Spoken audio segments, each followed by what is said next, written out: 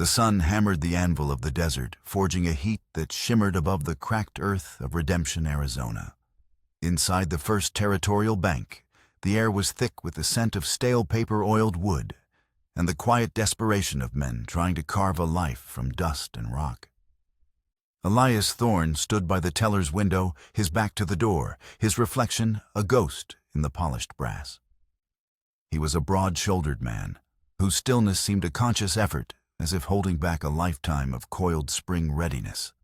The face that stared back at him was a roadmap of hard miles and harder memories framed by a scruff of graying beard he rarely bothered to trim. He wasn't here for money. He was here for the ritual, a weekly pilgrimage to a place that held the last tangible piece of his past. He ran a calloused thumb over the cool, smooth surface of the silver locket in his palm. It was a simple, heart-shaped thing, tarnished with age, its delicate chain wrapped around his fingers.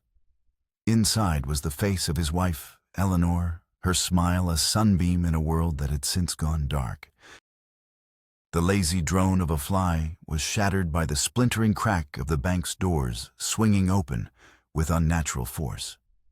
3 men spilled into the room, their faces hidden by dusty bandanas, their hands filled with iron. Panic, sharp and metallic, as a fresh-drawn blade sliced through the quiet. A woman screamed. The bank manager's hands shot into the air, his face the color of bleached parchment. Elias didn't move. He'd seen this dance 100 times before. The practiced threats, the wide, fearful eyes of the tellers, the hurried scrape of coins into canvas bags. He was retired, a ghost of the U.S. Marshal he once was. And this wasn't his fight. He stayed by the window, a silent monument to a life he'd left behind his hand, closing protectively around the locket. But the leader of the gang wasn't interested in the vault. He moved with a liquid grace that was unnervingly familiar, his tall frame cutting a path directly toward Elias. He wore a fine black coat, strangely clean amidst the dust, and his eyes visible above the bandana held an intelligent, predatory gleam. Well, look what the desert coughed up. The man's voice was a low theatrical purr, laced with an irony that felt like a razor's edge. Elias Thorne, the legend himself. I almost didn't recognize you without the star and the self-righteous glare. Elias turned slowly, his body a study in reluctant engagement. He sized up the man.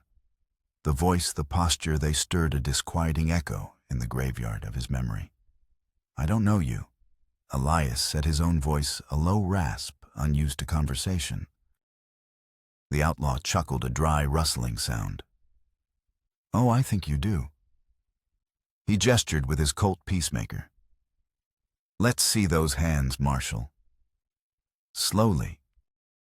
Elias complied, raising his hands, but keeping the locket clenched in his right fist. The man stepped closer, the scent of expensive cologne and gunpowder, an incongruous mix. With a swift, deliberate motion, he reached out and snatched the pistol from Elias's holster. He tossed it to one of his men without looking. His focus was entirely on Elias's closed fist. What's this? He mused, his voice dropping to a conspiratorial whisper. A secret, last token of a life you failed to protect. He pried Elias's fingers open with surprising strength, the silver chain unspooling. The locket fell into his gloved palm. He snapped it open, his eyes lingering on the miniature portrait of Eleanor. For a long moment, the world seemed to stop. The frantic sounds of the robbery faded into a dull hum. There was only the outlaw staring at the face of Elias's dead wife, and the terrible cold dread coiling in Elias's gut. The man snapped the locket shut. He didn't pocket it. He held it up between them, a silver teardrop catching the light. He looked Elias directly in the eye, and the raw, ancient hatred burning there was more terrifying than any weapon. A man should never hold on to things he couldn't protect. Silas Kane said, his voice now stripped of its theatricality, leaving only the cold, hard venom of a truth only they could share. he slipped the locket into his coat pocket. And with that, he turned and walked away. "We have what we came for," he announced to his men. They holstered their guns, backing out of the bank as calmly as they had entered, leaving behind a wake of terror, confusion, and a silence that was heavier than any sound. Elias Thorne stood frozen, his hand still shaped around the memory of the locket. The money in the vault was untouched. The citizens were unharmed. This wasn't a robbery. It was a message. A wound deliberately and precisely inflicted, reopening a scar he thought had been buried beneath years of guilt and dust. Silas Kane. The name echoed in his mind, a ghost from a shared past, a name he had last heard whispered in the choking darkness of a collapsed mine. A name he had thought was dead and buried along with everything else he had ever loved. The Thorne homestead was a testament to a life lived in self-imposed exile. Tucked away in the shadow of the Dragoon Mountains, the small cabin was more fortress than home. Its thick adobe walls a barrier against the sun and the wind, and the ghosts that whispered on both. Dust devils danced like lonely spirits across the plains of brittle sagebrush that stretched between his land and the distant shimmering heat of redemption. Elias spent his days in a fog of routine. He mended fences that held no cattle, drew water from a well that served only him, and stared at the horizon as if expecting an army that never came. The silence of the place was absolute, broken only by the cry of a hawk or the rattle of a snake. It was a silence he had cultivated, a penance for the noise and chaos of his past. Inside the cabin was sparse. A cot, a stone hearth, a single wooden table. On the wall hung an empty nail where his marshal's star once rested. The only adornment was a small framed photograph on the mantelpiece, Eleanor, her smile bright enough to banish the shadows that now consumed the room. He would talk to her sometimes, in the dead of night, his voice a gravelly whisper, confessing sins for which he could find no absolution. The memory of the bank of Silas Kane's voice and the theft of the locket had shattered his carefully constructed peace. For 2 days, he had paced the confines of his cabin like a caged wolf.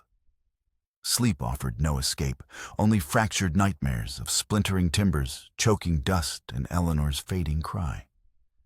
Silas Kane was alive. The fact was a brand on his soul. His oldest friend, his business partner, the man he had left for dead, was alive, and he wanted revenge. The town of Redemption was a powder keg waiting for a spark. Tensions between the settlers and the local Chiricahua Apache had been simmering for months, stoked by whispers and isolated incidents of violence. Ranches reported missing cattle. A supply wagon was found, burned on the Mescalero Pass. Each incident was a log thrown on a fire of old hatreds, and men like Sheriff Brody were running out of water to douse the flames. Elias rode into town on the 3rd day, the need for answers overriding his desire for solitude. He found Sheriff Brody outside the saloon, a weary, pragmatic lawman whose face was a testament to the thankless task of keeping a fragile peace. Brody was a good man, but a tired one caught between the settlers' demands for action and his own nagging sense of justice. Elias Brody greeted him, tipping his hat. The sheriff's eyes held a question. Everyone in town had heard about the strange bank robbery, about how the legendary Elias Thorne had been disarmed and personally targeted. "Heard you had some trouble." "I'm looking for information," Elias said, bypassing the pleasantries. "The man who led the robbery. Anyone recognize him?" Brody sighed, leaning against a support post. Tall fellow, fancy coats, spoke like a school teacher. No one's ever seen him before. The description doesn't match any outlaw on the circuit. It's like they were ghosts. He looked at Elias, his gaze sharp. "But he knew you. Called you by name. You want to tell me what that was about?" Before Elias could answer, a cloud of dust billowed up the main street. A lone rider galloped toward them. His horse lathered his face, a mask of panic. "Sheriff, it's the silver transport. They've been hit." The town seemed to freeze. The weekly silver transport from the Eleanor mine, the very mine Elias had once co-owned, was the lifeblood of redemption. Apache, the rider, gasped, sliding from his saddle. It was a war party, arrows everywhere. They killed the guards, took the whole strongbox. The word Apache was the spark. A low growl rippled through the onlookers. Men reached for their hip-holstered security, their faces hardening into masks of grim resolve. Sheriff Brody's weariness vanished, replaced by the grim authority of his office. "Where?" "5 miles out by Serpent Canyon. There's only one survivor. He said their leader was a young warrior, fast as lightning." Elias felt a cold knot tighten in his stomach. It was too clean, too convenient. Silas's reappearance followed immediately by a perfectly executed raid blamed on the Apache. This wasn't a random act of violence. It was a move in a game, and Elias was standing in the center of the board. They rode out in a hastily formed posse, and the air thick with righteous anger. The scene at Serpent Canyon was a carefully staged tableau of savagery. 2 guards lay dead, their bodies bristling with arrows. The heavy transport wagon was overturned, its strongbox gone. The ground was churned with the tracks of unshod ponies. But Elias, walking the scene with the practiced eye of a tracker, saw the flaws. He knelt, picking up a feathered shaft. The fletching was wrong too, uniform tied with machine-spun sinew, not the hand-prepared wrap of the Apache. He studied the tracks. They were deep, clear almost, deliberate. An Apache war party known for its ghostly stealth would never leave such a blatant trail leading directly back toward their territory.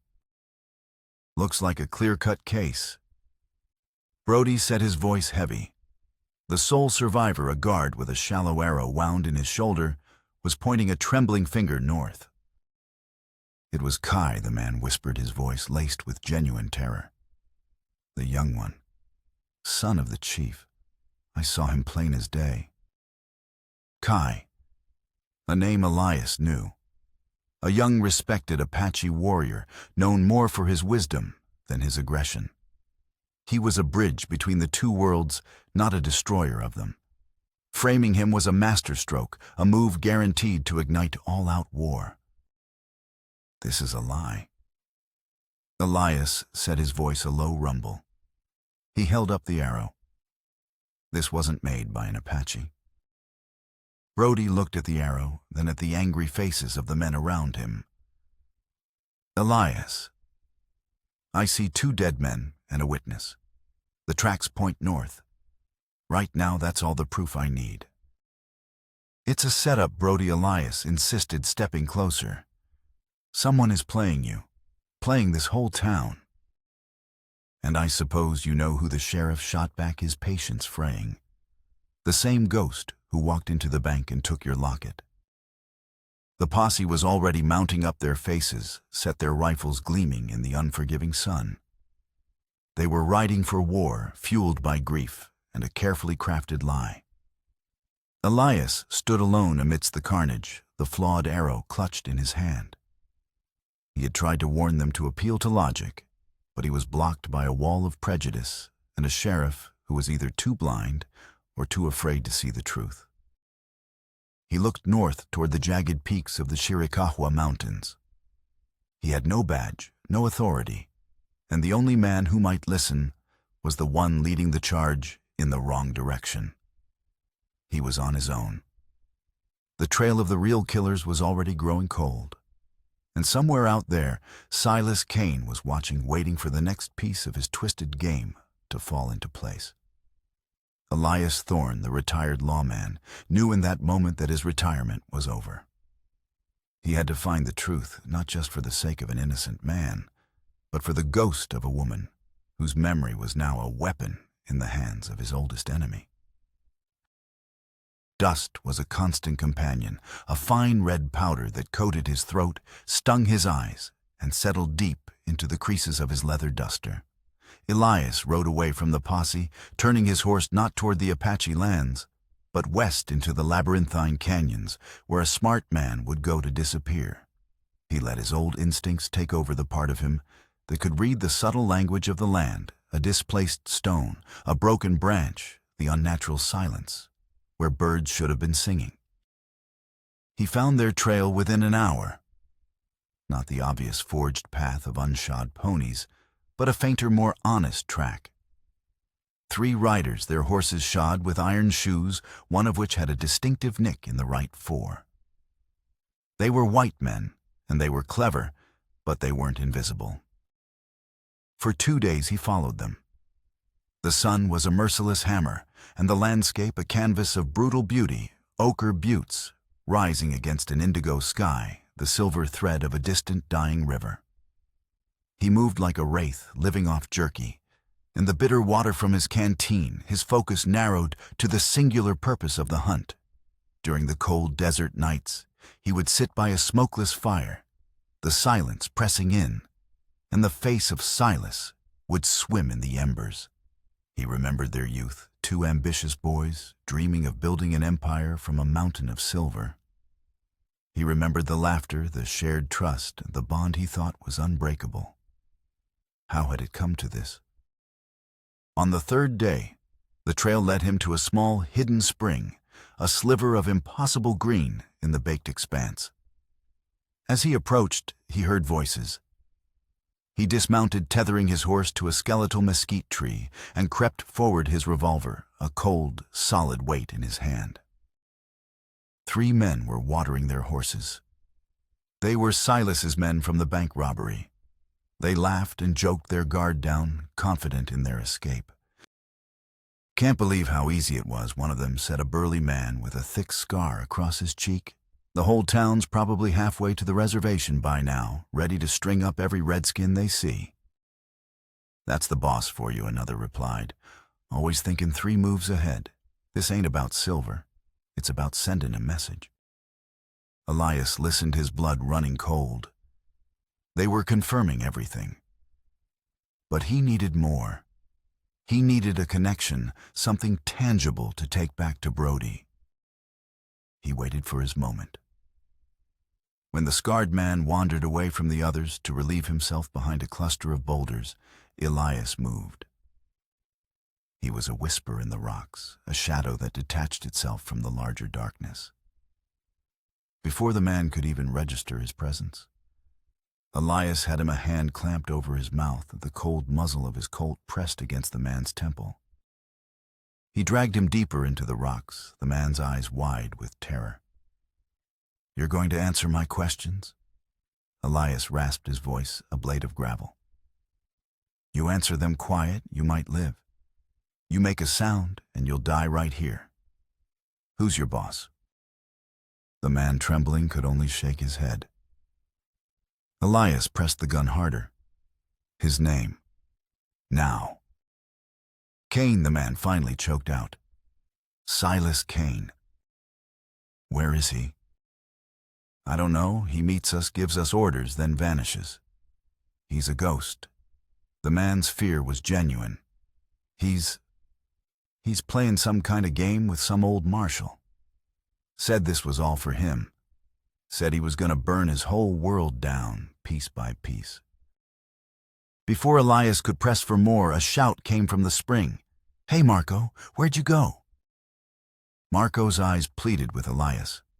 The choice was stark: kill the man and risk a gunfight, or let him go and risk losing the trail.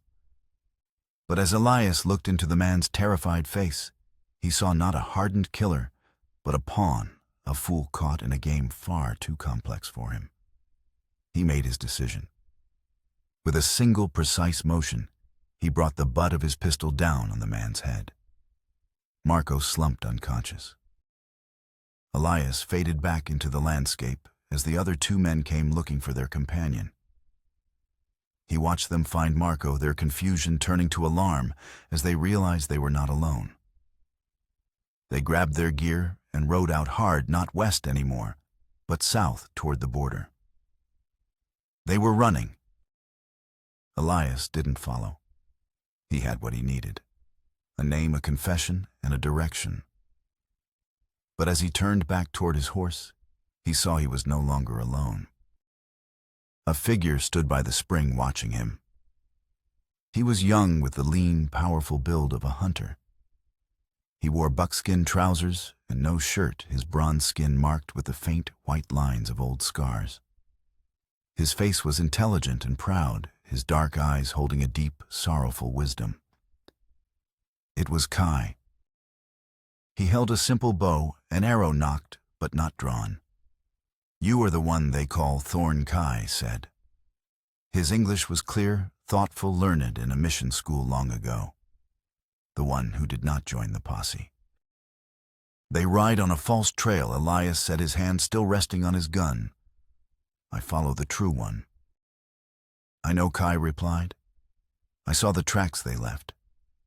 A child could see they were lies. My people are not fools." He had not fled to the mountains. He, like Elias, had been hunting the real killers. Their separate quests for the truth had led them to the same place. A reluctant alliance was forged in the silence of that hidden spring, a partnership born of shared purpose. Kai, with his intimate knowledge of the land, and Elias, with his understanding of the white man's treachery. They agreed to ride together. Kai spoke of the growing fear among his people, of how this false raid was being used as an excuse by the army to encroach on their treaty lands. As they rode, a strange pattern began to emerge. At a dried-up riverbed, they found a small whittled bird carved from cottonwood. Elias froze when he saw it. It was a perfect replica of one Eleanor had kept on her windowsill. Silas used to carve them for her. A day later, tacked to a lonely, sun-bleached tree, was a playing card, the ace of spades, pierced by a bullet hole. Their old signal from their prospecting days, meaning danger ahead. Silas wasn't just running. He was taunting him, leading him on a gruesome trip down memory lane, each clue a poisoned dart aimed at Elias's heart. He was turning their shared past into a weapon, twisting symbols of friendship and love into markers on a trail of revenge. Their journey led them toward the old Eleanor mine, the source of their shared history, and the gaping wound in Elias's soul.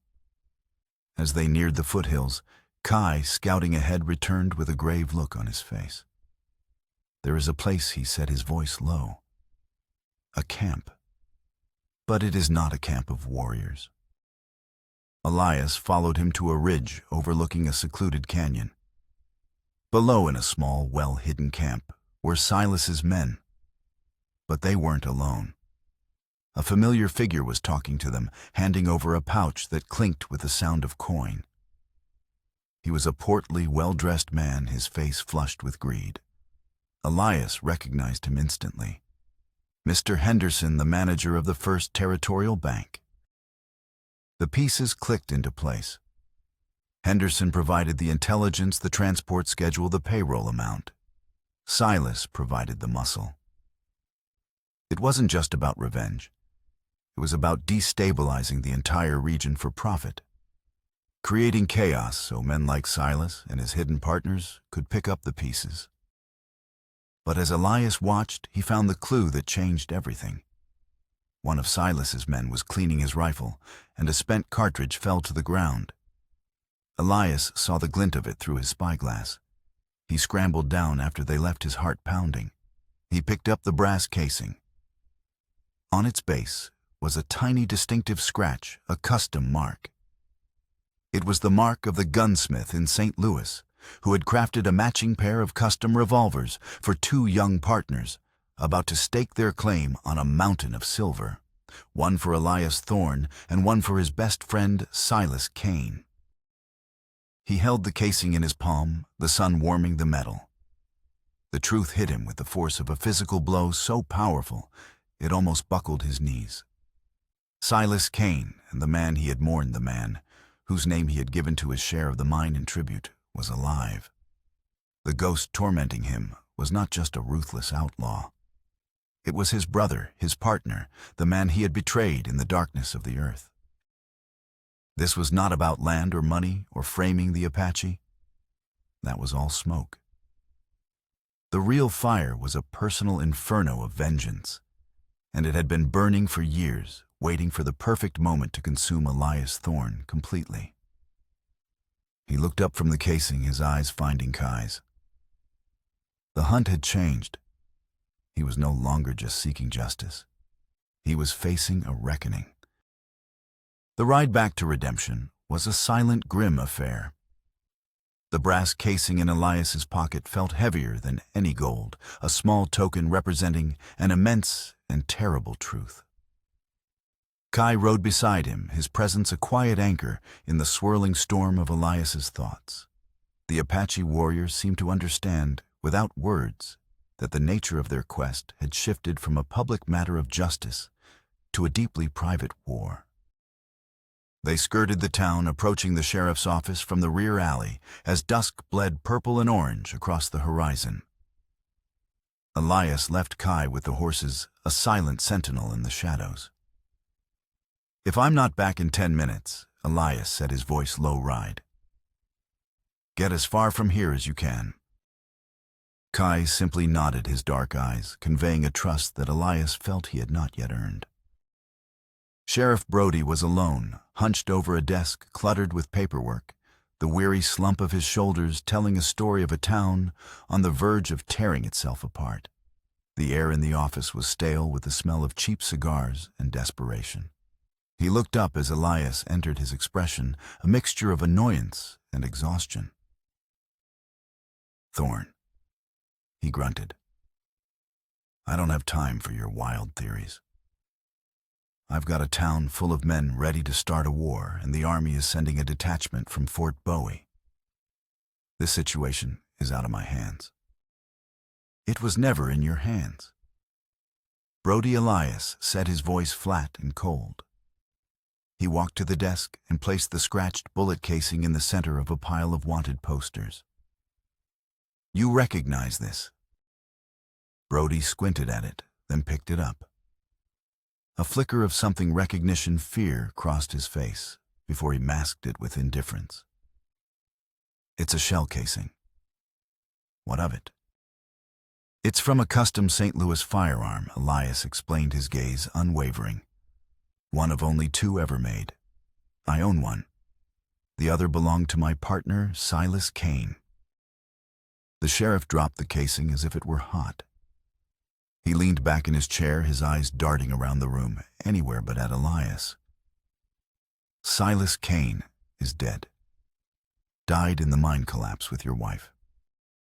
"No." Elias said softly, the word hanging in the air like a death sentence. "He's alive. He's the one who robbed the bank. He's the one who staged the raid on the transport. And you know it." Brody's face paled. "You're crazy, Thorne. Grief has finally rattled your brain loose." Elias leaned forward, placing his hands flat on the desk, his presence filling the small office. "When the mine collapsed, you were the first one on the scene. You led the investigation. You told me they found Silas's body. You told me you identified him yourself." He paused, letting the weight of the memory settle. "But they never found him. Did they, Brody? You lied to me. Why?" The sheriff's facade crumbled. The weariness in his eyes was replaced by a raw, cornered fear. I was trying to protect you, Elias," he stammered. "After Eleanor.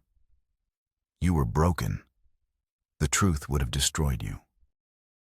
"What truth?" Elias demanded, his voice a dangerous whisper. "The collapse. It wasn't just an accident," Brody confessed, his voice cracking. "There was an inquiry. The mining company found evidence that the new support timbers you ordered were substandard.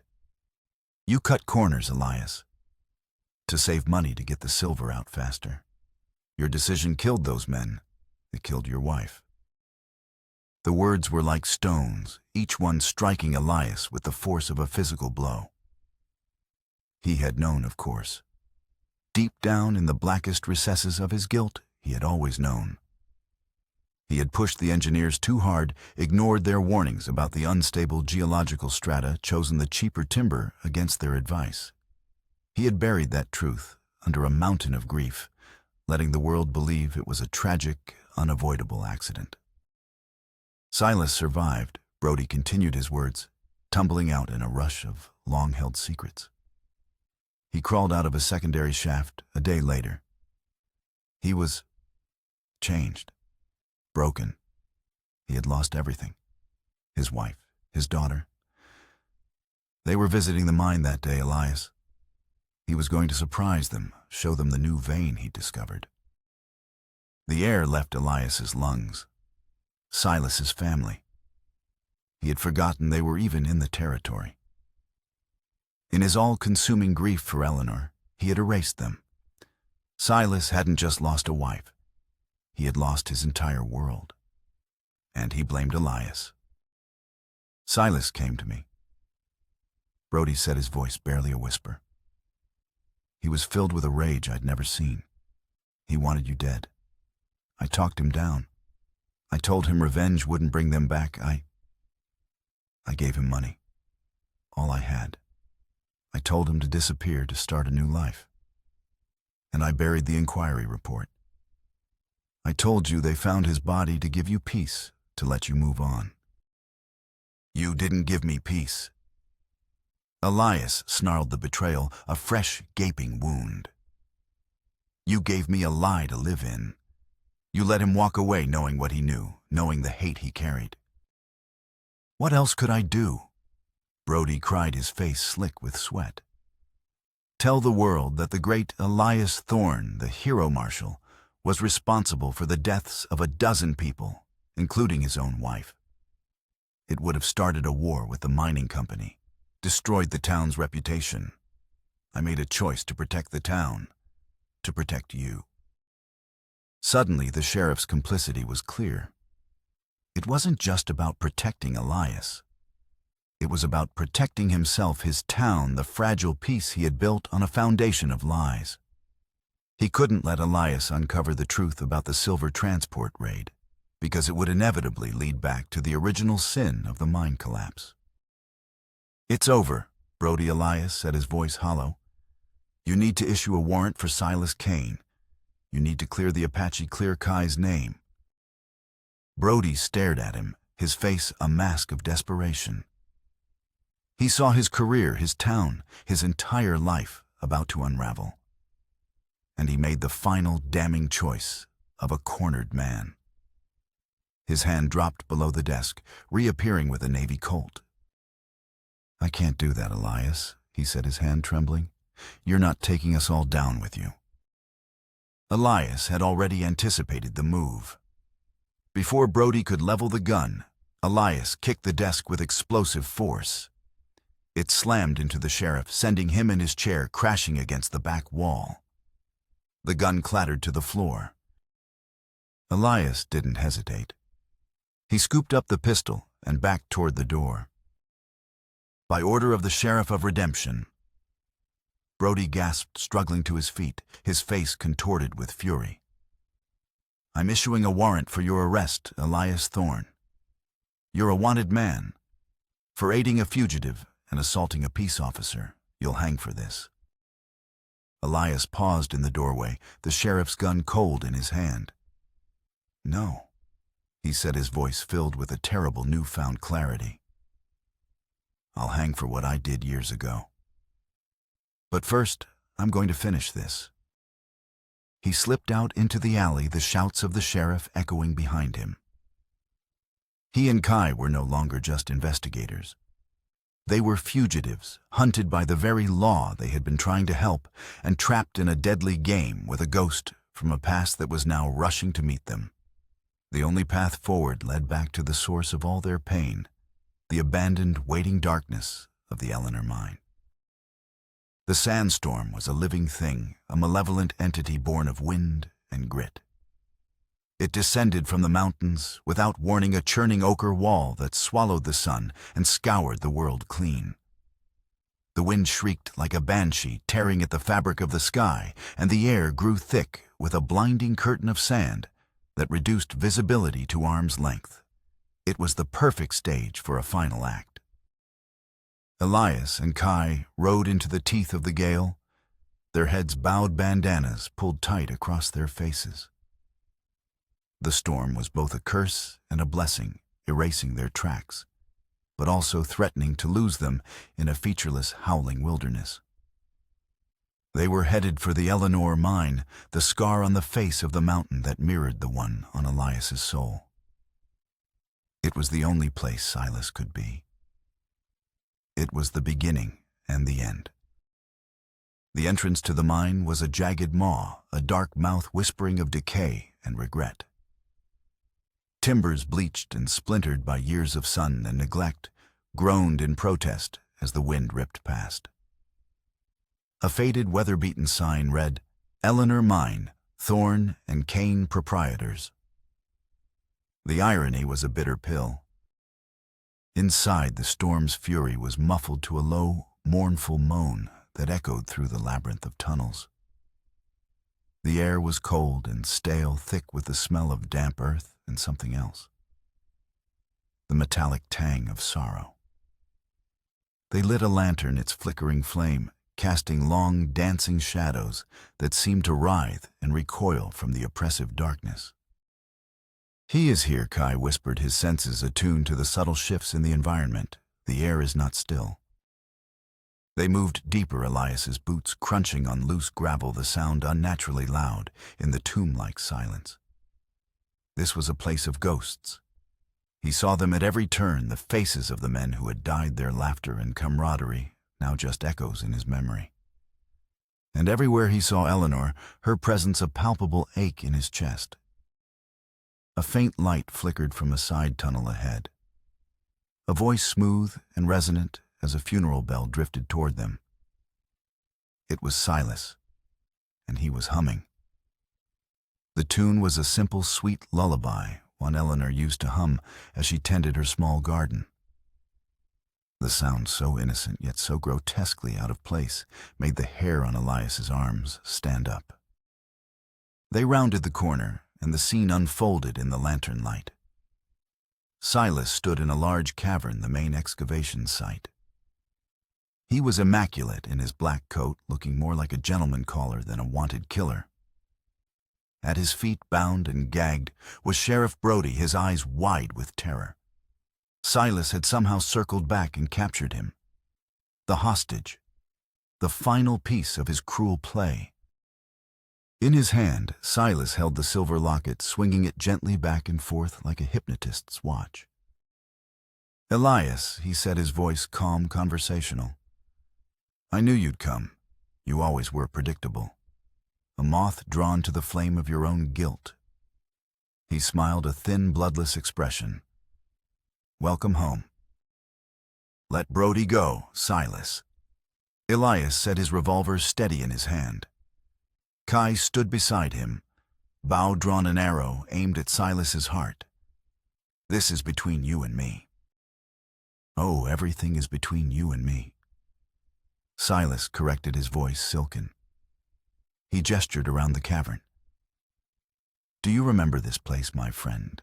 The fortunes we were going to pull from these walls, the future we were going to build." He took a step closer to the sheriff, placing the tip of his boot on the man's chest.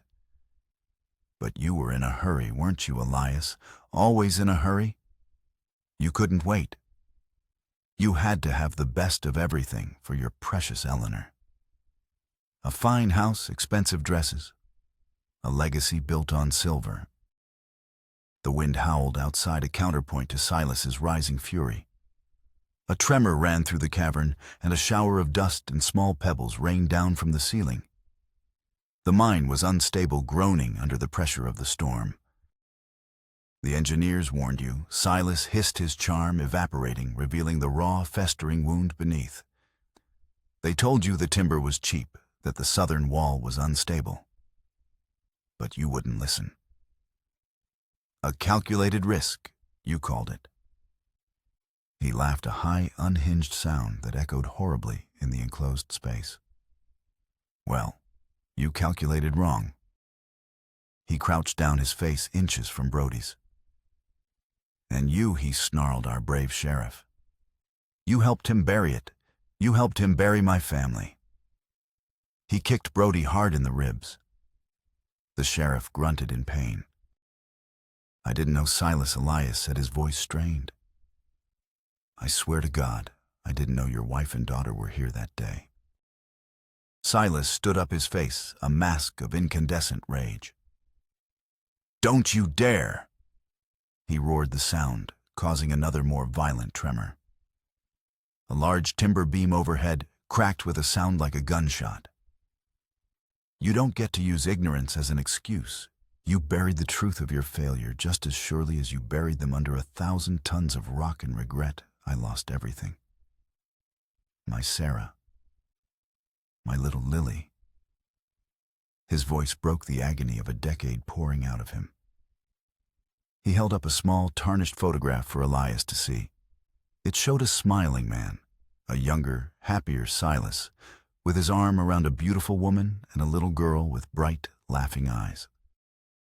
While you wallowed in your noble grief, for one, Silas whispered, his voice dripping with venom, I was learning how to live with the ghosts of two. I crawled out of that hellhole with nothing but the taste of their dust in my mouth. I wanted to come back and kill you. But that would have been too easy. Too quick. No, you needed to feel what I felt. The complete, total hollowing loss of everything you hold dear. His plan was suddenly horribly clear. Framing the Apache was to destabilize the town Elias had sworn to protect.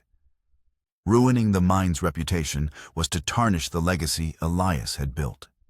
And stealing the locket? That was the cruelest cut of all. He was systematically dismantling Elias's world, leaving him with nothing but his guilt. A deep, groaning roars echoed from the mine entrance. The entire cavern shook violently. The main support beam, the one directly above Silas and Brody, splintered, hanging by a thread. The mine was collapsing. It's time to choose. Elias Silas screamed over the din, pressing his gun to Brody's head. The lawman you used to be, or the man who saves his own skin, him or me. It was a choice Elias couldn't make. To shoot Silas would be to condemn Brody. To hesitate would be to condemn them all.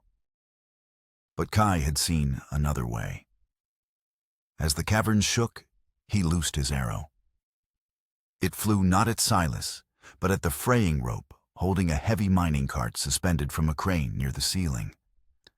The arrow sliced through the rope. The cart, laden with rock, plummeted downward, crashing into the ground right behind Silas.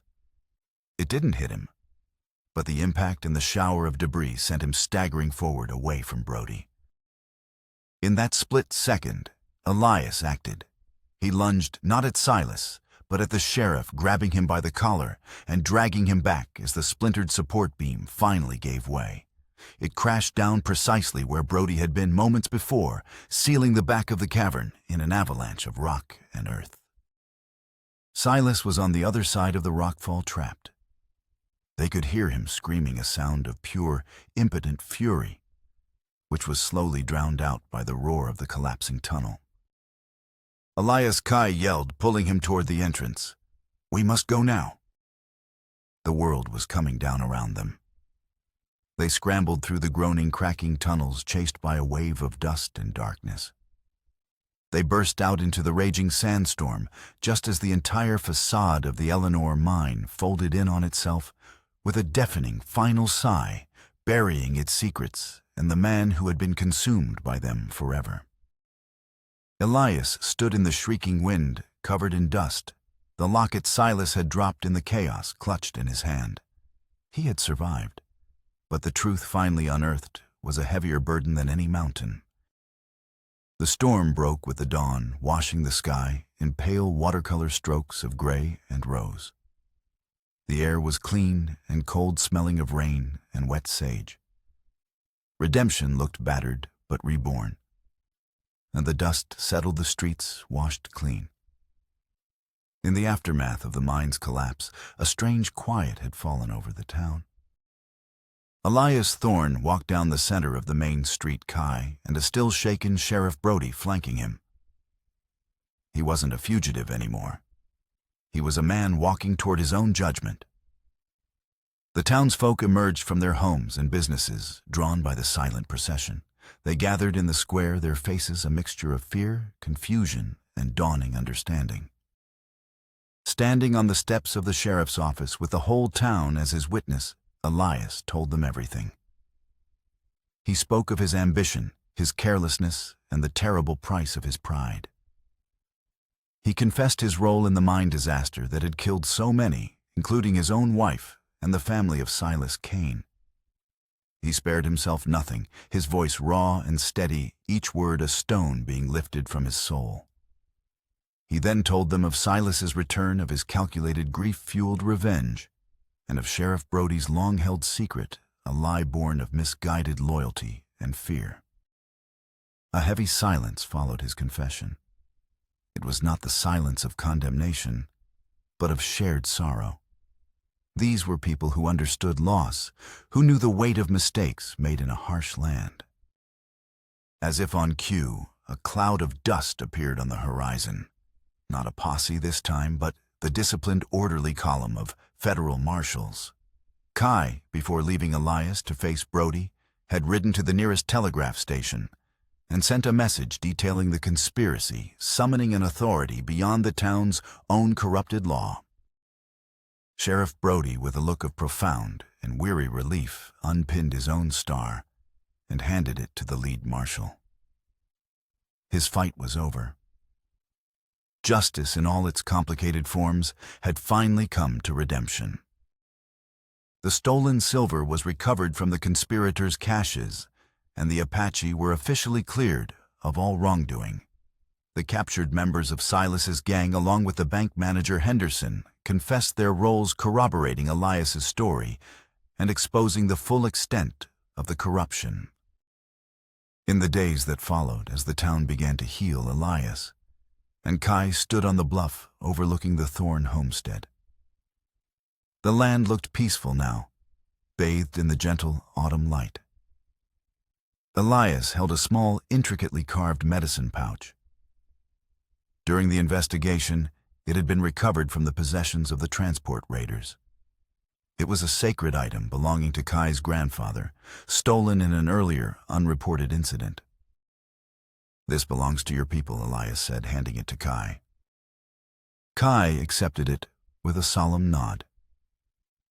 "You have restored more than an object, Elias Thorne. You have restored honor."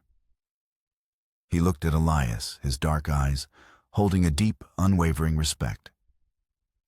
"My father asks if you will come and speak at our council. He says your story is one that both our peoples need to hear. A story of how a hidden truth can poison the ground for everyone." "Maybe one day," Elias said. "But first I have a debt to pay." A week later, Elias stood in the office of Redemption's new mayor, a sober, honest man, elected in the wake of the scandal. On the desk between them was a leather satchel filled with money, the proceeds from the sale of the Thorne homestead, every last dollar. Beside it was another larger bag containing the recovered funds from the bank. "I want to establish a fund." Elias explained, his voice clear and resolved. "For the families, all of them. The miners who died in the collapse all those years ago. Silas's family. Everyone who paid the price for my mistake." He reached into his pocket and pulled out the silver locket. For a moment, he held it, the last piece of his old life, the symbol of the love that had driven him, and the grief that had nearly destroyed him. He opened it, looked one last time at Eleanor's smiling face, and then snapped it shut. He placed the locket on top of the satchels of money. "This is the first donation," he said. He was not erasing his past, but transforming it. The locket was no longer a symbol of what he couldn't protect, but a seed from which something new could grow. A future for the community built on a foundation of truth and atonement. He walked out of the mayor's office and into the bright Arizona sun. He owned nothing now but the clothes on his back and the heavy peace in his soul. He didn't look back at the town or the mountains that held so many of his ghosts. He walked down the dusty road, his steps steady, his gaze fixed on the endless open horizon. Elias Thorne was leaving redemption, not as a broken man running from his past, but as a free man, finally at peace, walking toward an unknown future, having found his own.